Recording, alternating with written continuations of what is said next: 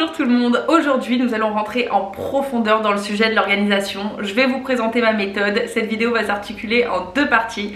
Dans la première, je vais vous expliquer pas à pas comment rédiger correctement une bonne to-do list. Et dans la seconde partie, je vais décortiquer une journée type, une de mes journées type, afin de vous expliquer pourquoi certaines tâches correspondent mieux à certains moments de la journée. Parce que je reçois finalement souvent la même question, par quelle tâche commencer, les prioritaires, les plus rapides, les plus compliqués, donc je vais vous expliquer tout ça. Mon support, c'est ce qu'on aperçoit au loin, c'est un weekly planner aimanté. Ça me permet d'avoir une vue d'ensemble de ma semaine et de pouvoir effacer, ajouter des choses au fur et à mesure. Avant, j'utilisais des carnets avec des to-do list quotidiennes, mais finalement, je trouve que cet outil est beaucoup mieux. Pourquoi? Parce que ça me permet d'anticiper. Et le fait qu'il soit aimanté à mon réfrigérateur me permet de le voir régulièrement sans même prendre l'initiative d'ouvrir un carnet pour regarder ma to-do list. Ça m'aide notamment à me recentrer sur mes objectifs quand dans la journée j'ai une idée et je vais réaliser une tâche qui n'est pas du tout importante alors que d'autres sont prioritaires et que je devrais les faire aujourd'hui. Je sais pas si ça vous arrive, mais moi ça m'arrive toujours de divaguer, de faire des choses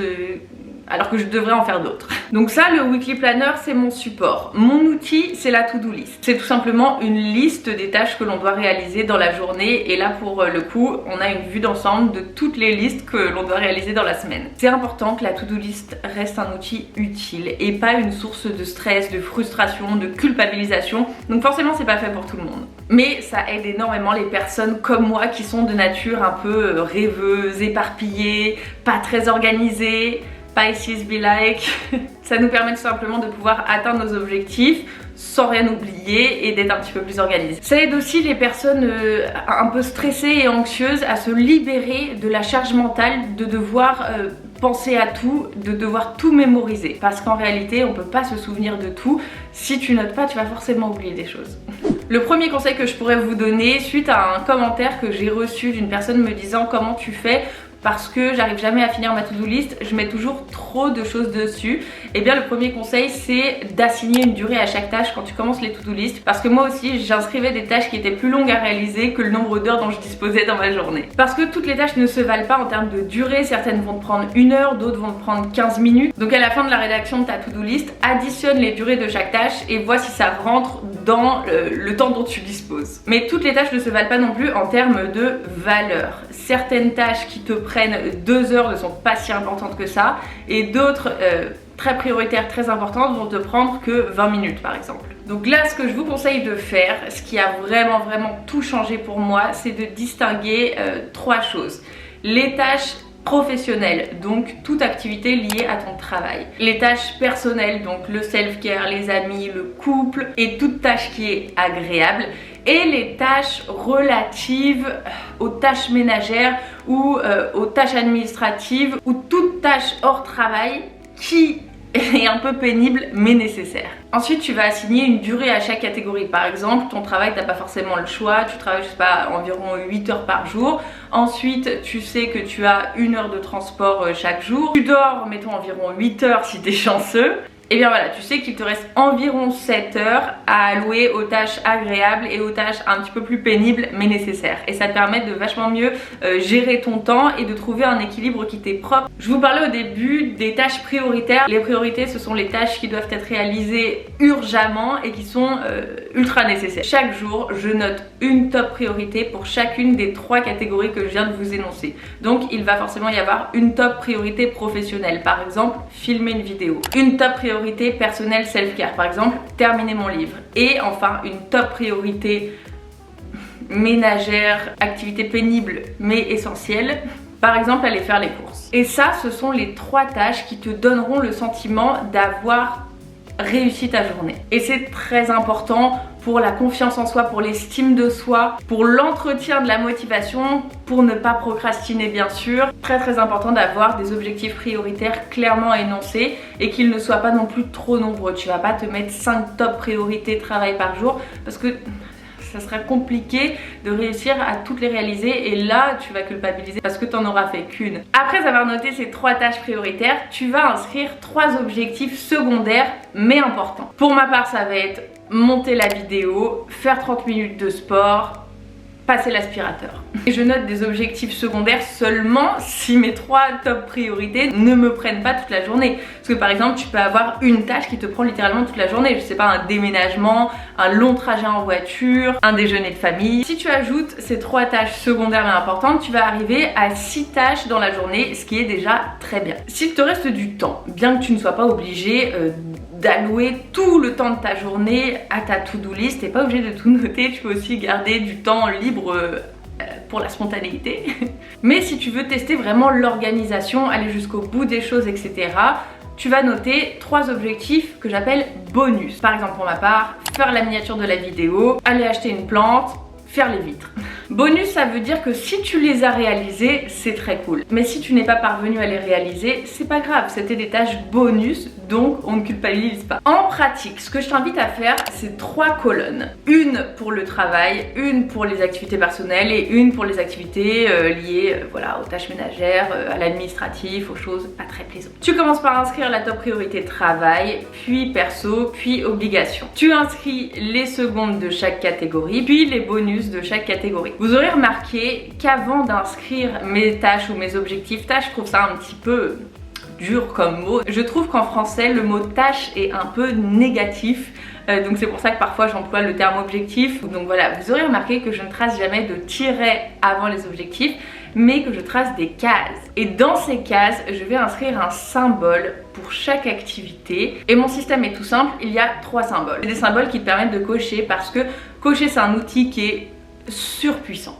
Parce que ça peut te booster, te donner confiance en toi, te donner envie de rester dans cette bonne dynamique positive et de motivation. Ça peut te permettre de rester dans une énergie super productive, mais ça peut aussi te faire culpabiliser ce petit système de cases.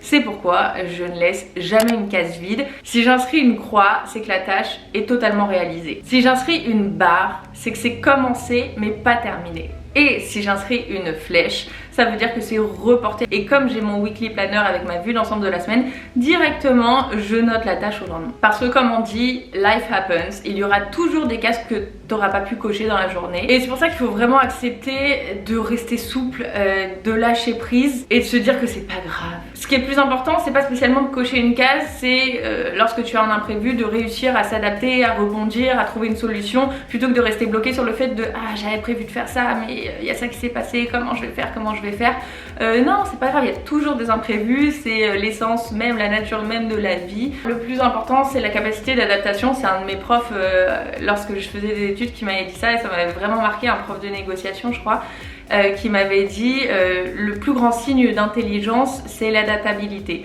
Et c'est vrai que quand une personne arrive à s'adapter à des situations qu'elle n'avait pas prévues ou des situations qui ne lui sont pas familières, et bien ça peut vraiment l'aider dans la vie. Donc je vous invite vivement à tous essayer de développer, de réveiller votre capacité d'adaptation parce que je trouve ça super important. Quand je vous ai demandé la dernière fois sur Instagram de quelles mauvaises habitudes vous aimeriez vous séparer, il y a énormément de personnes qui m'ont dit d'arrêter de vouloir toujours tout contrôler.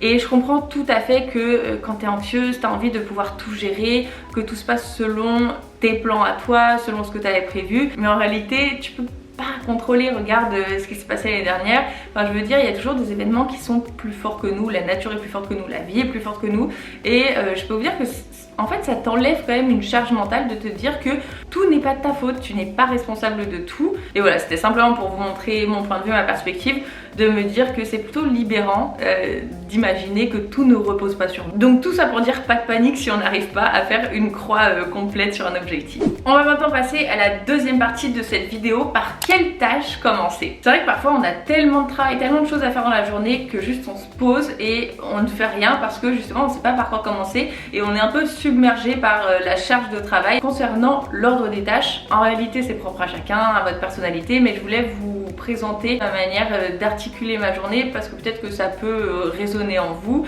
et si vous avez une manière différente, n'hésitez pas à la partager pour aider un maximum de personnes, parce qu'effectivement chaque individu a une organisation qui lui est propre, mais je me suis dit que peut-être la mienne pourrait vous inspirer ou vous donner des idées, donc je l'espère. Et puis je travaille depuis la maison, donc c'est vrai que mon organisation va pas parler à tout le monde, mais je sais qu'il y a quand même beaucoup de personnes qui travaillent à la maison, surtout depuis ces derniers temps, donc Voilà. Pour ma part, je commence toujours par des activités qui impliquent du mouvement le matin. Je profite de mon énergie matinale pour faire toutes les activités qui me demandent de bouger. D'ailleurs, petite parenthèse, mais je vous conseille à 100% de faire votre sport le matin. Pourquoi? Parce que ça va augmenter votre rythme cardiaque, augmenter votre chaleur corporelle, ça va réveiller, activer votre corps et activer votre énergie encore plus. En plus, ça donne un petit sentiment de fierté, d'accomplissement d'avoir fait ça dès le matin. Après, on fait comme on peut, hein, mais c'est vrai que je déconseille de faire du sport le soir. Pourquoi? Parce que justement, comme ça augmente ta chaleur corporelle, tu vas avoir un petit peu plus de mal à dormir si tu le fais juste avant de dormir. Alors que justement, si tu le fais le matin, eh bien tu seras énergique la journée et tu bénéficieras de la bonne fatigue liée au sport de ce matin le soir, et donc tu t'endormiras plus facilement. Mais bon, c'est juste une petite parenthèse comme ça. Après, you do you, évidemment. Autre chose que je voulais préciser, c'est que je commence toujours par des activités qui me plaisent, qui me font du bien. Parce que les premières choses que tu fais, les premières activités, c'est ça qui va donner le ton de ton mood pour le reste de ta journée. Donc personnellement, je vais pas payer l'URSSAF le matin, tu vois. Je vais faire ma skincare routine, je vais me maquiller, je vais ouvrir mon lit, ouvrir les fenêtres pour aérer toute la pièce. Je vais m'habiller, je vais aller faire une petite balade dans un parc avec Poppy pour être au contact de la nature parisienne et un peu prendre l'air. Voilà, activer mon corps, me faire bouger un petit peu, rentrer et boire un matcha. Et ça va me prendre environ 1 heure. Mais c'est que des activités plaisir qui me mettent dans un bon mood pour bien commencer la journée. Après ces activités, je vais faire toutes les tâches qui sont faciles, qui sont rapides et qui s'enchaînent rapidement dans un bon flow. Et ce sont des tâches qui ne sont pas très difficiles, mais qui me donnent un sentiment d'accomplissement, une petite fierté personnelle qui me permettent d'avoir un petit peu plus confiance en moi pour faire les prochaines activités qui seront un petit peu plus difficiles. En rentrant de ma balade, je vais faire mon lit nickel. Ensuite, je vais ranger tout ce qui traîne. Je vais vider le lave-vaisselle.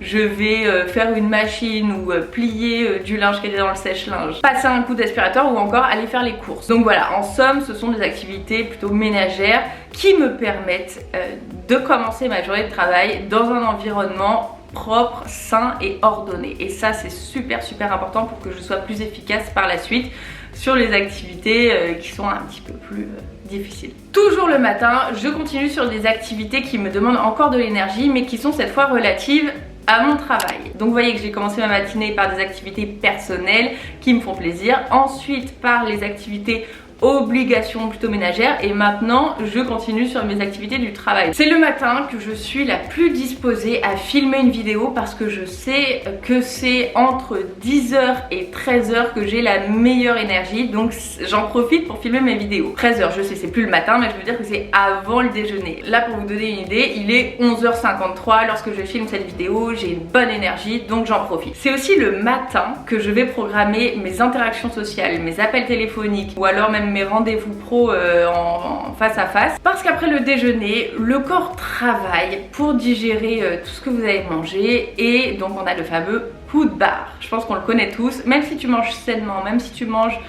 légèrement, eh bien tu vas avoir un petit coup de barre après le déjeuner, c'est tout à fait normal. Et donc j'en profite pour faire toutes les activités qui me demandent le moins d'efforts physiques, le moins d'efforts intellectuels et le moins d'interaction sociale. C'est pourquoi l'après-midi, je suis plutôt sur mon ordinateur en train de faire du montage, répondre à des emails, je vais faire des recherches de vidéos, écrire des scripts, et tout simplement ce sont des activités qui sont plutôt calmes et reposantes dans l'après-midi. Ensuite le soir, j'ai plus envie de réconfort. Alors je vais faire toutes les activités self-care, plaisir. C'est un peu la récompense après avoir fait les tâches nécessaires et les activités liées au travail. Vous voyez, je commence ma journée avec du self-care et je la termine avec du self-care, la boucle est bouclée. Donc justement, si je résume, les premières tâches, ce sont les tâches qui me font plaisir, suivi des tâches ménagères qui me permettent d'évoluer dans un environnement propre, ordonné pour pouvoir l'être également dans ma tête, et qui me donne un petit sentiment de fierté. Suivi des tâches qui impliquent une activité physique ou intellectuelle ou des interactions sociales, en gros des activités qui me demandent une belle énergie positive. Ensuite on a le déjeuner, suivi des tâches qui me demandent